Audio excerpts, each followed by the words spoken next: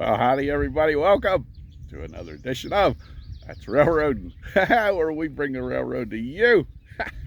We love doing it too. We're going to talk about ballast today. Ballast is a very important part of our track structure. And I think you're going to find out some things you didn't know about ballast. Ballast is very important for two reasons. Mainly drainage, water away from the track, and second, to help create a stable environment for the track structure to stay on. Okay, so let's get right into it. There's a lot to cover. Ballast is a big topic. All right, yeah, I'm out here at our Mapletown ballast pile, and we're supposed to get 500 ton of ballast in, and it's a beautiful day here in western Pennsylvania. Nice day here. But I got one truckload in already here so far with 500 tons. A lot to come in today. So they said they probably wouldn't get it all today, but that's all right. Our ballast is limestone. Okay. And the reason we get limestone, Norfolk Southern around here, they have granite, and granite is a very, very good ballast. However, granite is just so prohibitively expensive for us to get in here. The cost on granite would be just astronomical. They have Norfolk Southern's got their own unit trains. They can haul ballast, and we'd have to truck it all in. And no, Norfolk Southern will not sell us granite ballast. Granite is a mixture of quartz, basalt, and feldspar. It's a very hard rock. Okay, and this is limestone, number 3 limestone. And this piece right here is a little bit too big. But here's what happens at the quarry. They have screens. They're crushers. They've got screens, and sometimes the screens wear and you get bigger size holes. Most of this is not bad. This over here is a lot better sized. It's a little bit smaller. The problem with the big stuff, it's okay for drainage. You see my hand? How about that? So I give you a relation of that, but and there's the better, smaller sized. This is ideal. This size right here is ideal. It's a little bit smaller than a tennis ball. The problem with this is it's really hard on my tamping tools. It'll do okay in holding the track surface up. It'll do okay in drainage, but that bigger rock is really hard on my tamping tools when you try to shove it underneath the ties. This stuff is great. But again, you know, quarries, they don't like to change their screens until they absolutely have to, but that's the nature of the business. Fortunately, most of our rock is pretty decently sized, and I do mix it. If I'll mix it all together, so that'll help. All right. We'll be back with more.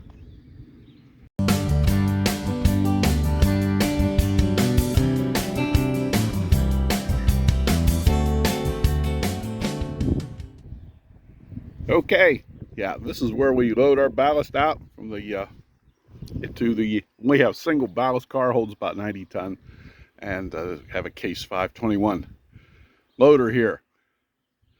All right, before I go on, I did want to tell you that I have a second channel. It's called That's Dave's Other Doings, and there's a link in this video's description if you want to go over there and check it out. More railroading stuff and a bunch of other excavating and a bunch of other stuff I get into around home. So I'd appreciate it if you check that out. Anyway, one of the big keys with ballast is fresh ballast, sharp edges. Okay, see that? Sharp edges. This, when that ballast is laying in the crib is the area between the ties. When that ballast is laying in there, it's got to dig into that tie. That is what creates a lot of resistance. Okay, and keeps that tie in place. Now imagine if we had our ties laying on marbles. All right, if your rock was rounded, okay, if that tie is laying on a marble, you know what it's going to do. It's going to slide, right? So this one of the critical things is sharp edges. All right, because that digs into them ties, and that helps create, like I said, a lot of resistance to hold that tie in place. Now the big problem is with us, there's actually two problems. Number one, when we get a lot of leakage from our coal cars. As you all know, watched my videos in the past. That coal gets in there and it goes down into the ballast, and when it gets wet, it's like slippery and mushy. The coal gets wet and mushy, okay? And that creates zero resistance. That creates more of a tendency for the track to want to go up and down and slide back and forth. So, ballast rehabilitation here, we've done quite a bit of it in the past 4 years. We've got quite a bit to do. It's very, very important to get rid of that coal in that track if you want to have a stable track structure. All right, does that make sense? I think it makes a lot of sense. But yeah, that coal is not a bad ballast when it's dry, but when it gets wet, it's horrible. And like I said, you get a lot of soft spots in your track. And we have a lot of ballast on our shoulders that helps to hold the track alignment better. A lot of railroads, and I'll talk about more about this in the future, or in the rest of this later on in the video, excuse me, about track shoulder. But we do have a lot of track shoulder, and we go through a lot of ballast trying to keep more track shoulder out there. And there's various roadmasters across the country on other railroads that like more or less ballast on their shoulders, but that does help to hold your track in place. Typically from tie to tie, the inside, that ballast creates about 75% of the resistance for your track. The two shoulders combined is about 12.5% for each side of the shoulder, so it's about 25% of the resistance is created from your shoulders. Okay, and if you have no shoulders and you got a bunch of junk in your ballast here, that track's going to slide real easy, a lot easier, okay, than if you have more ballast out here. Alrighty. Okay, very good. Now there are 3 quarries around here. Our track was originally built from Greer limestone. Greer is a very soft, it's a gray colored limestone. It's a very soft rock. It breaks up very easily. Tamping and train traffic is also hard on ballast. Okay, especially that softer stuff that they started out with originally. It disintegrates, especially when you're tamping. Take a rock, figure a rock, and keep hitting it with a chisel. You're going to break it off, and it's going to break into fines. Okay, and that's what happens when you tamp with those tamping. You have to do it, but that's what happens with the softer rock. The tamping tools want to break those sharp edges off the rock. All right, and it turns it into fine material, which plugs up your ballast just like the coal dust does. So again, ballast rehabilitation is very, very important. A lot of railroads do ballast rehabilitation on a continual basis. It's very important. Ballast has a life, and you know, we significantly shorten the life of the ballast because of the coal in there, and because we are now buying, let me a softer rock. Okay, so we have Greer that started out with, and that rock's all gone by now. It's all disintegrated from 1975. Then we, for years and years and years, we bought our rock at Cool Spring. Cool Spring's a deep mine rock. It's a very hard rock. It's a clean rock, and it worked very, very well. It didn't break up nearly as much as the Greer stuff from Greer did. But our last company that we owned filed bankruptcy, and the federal judge told them they didn't have to pay their bills, so they didn't pay for, I think, 1,200 ton of ballast. And Cool Spring said, we ain't selling to you guys no more, which you can't blame them. When our new, they started buying here from Laurel Aggregates. Laurel Aggregates is a middle soft or hardness of stone. From Cool Springs the hardest to Greer, they're in the middle, but they do have a lot of dust that comes in on the ballast. Okay, it is dusty to start with. And see, Cool Spring rock doesn't have this white limestone dust on it like this rock does. Okay, so you know that creates more drainage issues down the line, plus the softer stone and breaking it up with the tamper in the train. This stuff breaks up faster. It's a little bit cheaper to buy than Cool Springs, but that's what it is. Okay, very good. Well, you hang on, because we got some more stuff coming up. Okay. Well, here's another thing that I wanted to tell you too. The rock at Cool Spring has less sandstone in it than the rock from Laurel Aggregates. So obviously sandstone is a lot. Cool Spring does have some sandstone in it. I don't know the percentage, but if you see this different colored rocks in here, this is sandstone. And obviously, you know, the sandstone breaks up a whole lot easier with the train and the tamper than a harder rock like Cool Spring that has less sandstone in it.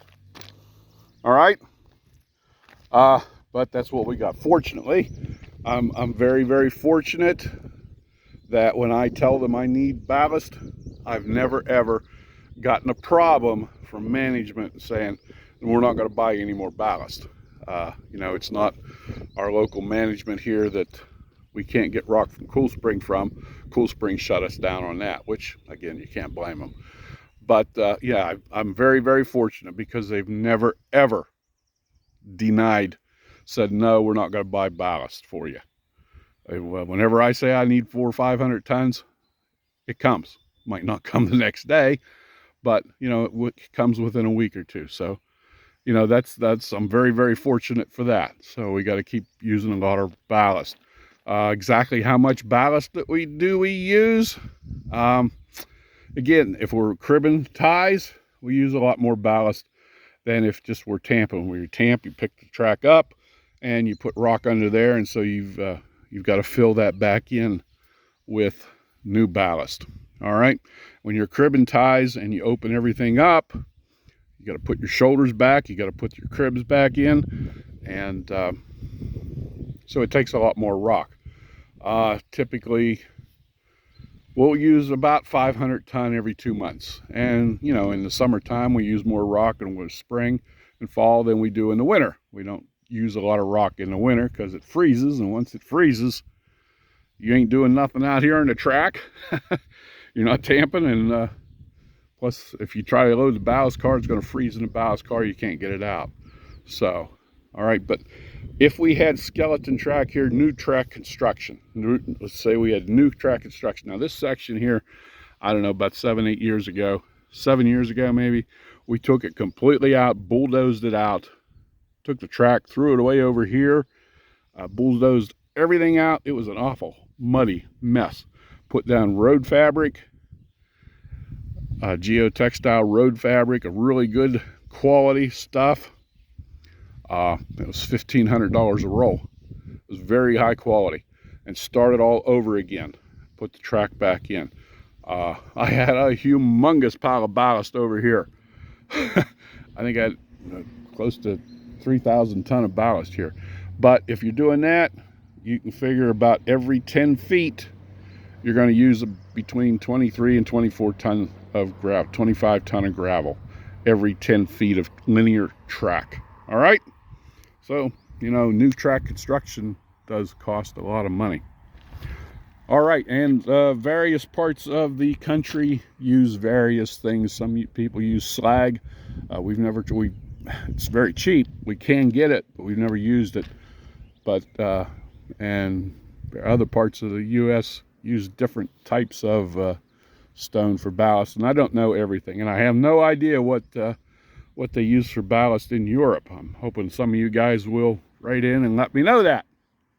Okay. Hope you're enjoying today's show. Okay, we're here on curve 56 at milepost 14's right up there. This is about an 8-degree curve, and we're here on the exit spiral of the curve. But I wanted to show you something. I had mentioned, first off, well, I got it on my head.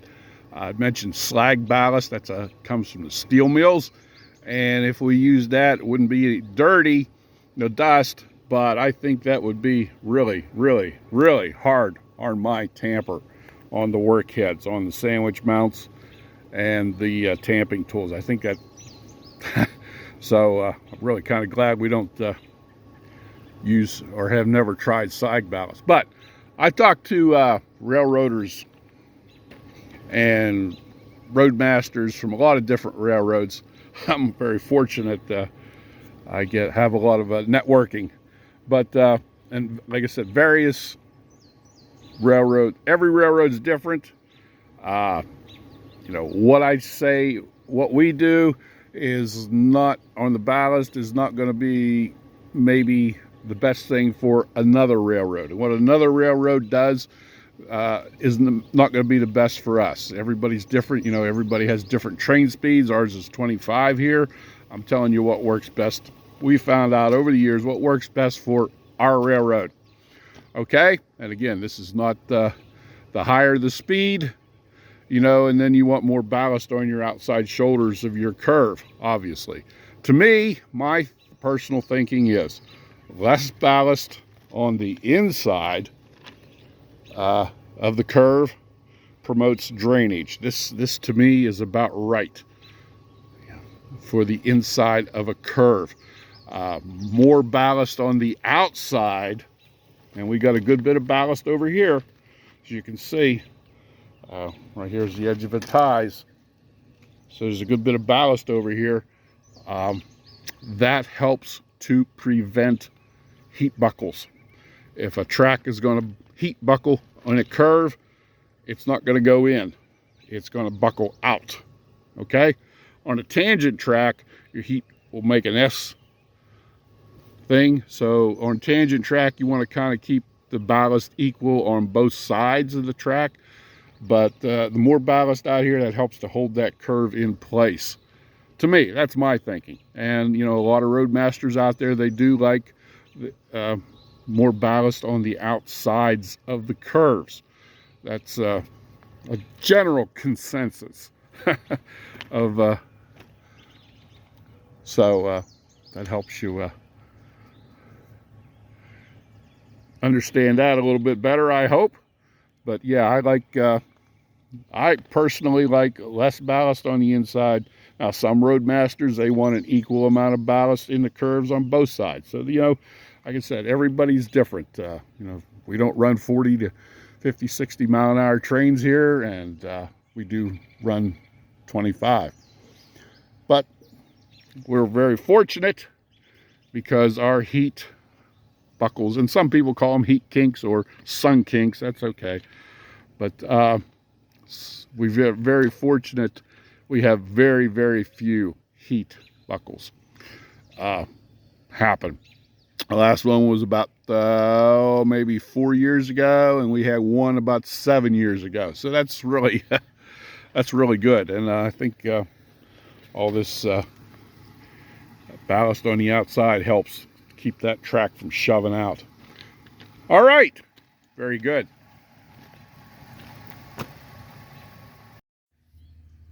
Well, okay, I've got 400 ton of ballast in so far today, and this is what it looks like. Well, before I close out today's video, I want to show you something I think you might find interesting. Anyway, that's what 400 ton of ballast looks like. So anyway, I got some granite here. All right, and see the difference. What granite looks like. Granite's a very hard rock, obviously, and that's what the limestone looks like. So the size is real nice on this granite. The size is this is a nice size here. Okay, so there you go, granite. I wish we had all granite. You see how clean it is compared to all the dust on here. All right, very good. I think we got another truck coming. Sounds like it. Oh yeah. Okay, I'm gonna have to get off of here and get the weight ticket off of this guy and get this stuff shoved up. All right. I want to thank you very much for tuning in today, and hope you've enjoyed today's show, and hope you've found it educational. All right, have a really good day, and like I said, thank you for stopping by. We'll watch this. Well, okay, we're here on location at my home, and you know, my son has an excavating business, and we buy #3 stone on occasion. This comes from Cool Spring. I told you Cool Spring is a lot harder limestone than what Laurel aggregates have, but we just got this delivered there the other day. It's a triaxle of the #3s, and you can probably see it's a lot less dusty, a lot less dirty than what the stuff from Laurel is. Well, there you go. We use it a lot. That's what's on the what we have a pad here. I put down road fabric under here and covered this with the 3s. Makes for a really good base for roads, well roads. All the well roads around here have the 3s as a base, and so we use it a good bit for parking lots, and this whole area here, and up there where you can't see is covered, has a base of these 3s. Then we'll put the smaller stone on top. But anyway, yeah, wanted to show you this from Cool Spring. It's a nice size, just like the Laurel is, the stuff from Laurel. But there you have it.